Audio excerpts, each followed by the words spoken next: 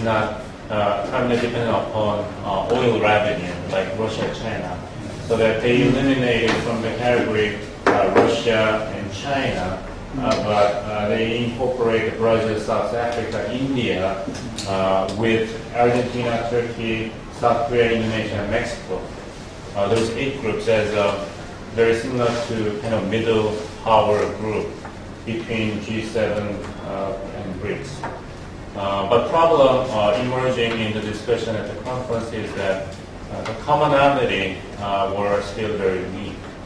That you have democracy and you have market-based economy, but the category was basically residual concept, not on its own.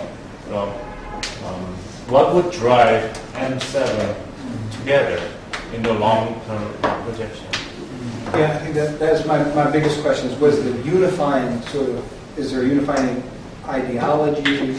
Is there, I mean, we talked about climate change, but, you know, are there other issues that, I mean, the BRICS, in fact, I think has struggled with this. Mm-hmm. You know, they're all sort of unified in that they kind of represent something, they want a different approach than the G7 or Western sort of powers or groupings, and they're unified in their opposition to that, but they're not unified on a particular approach, and that's the strength that G7 I think has. They're unified, you know, both with large industrialized advanced economies, but they're also unified in terms of a political system of democracy and approach to foreign policy.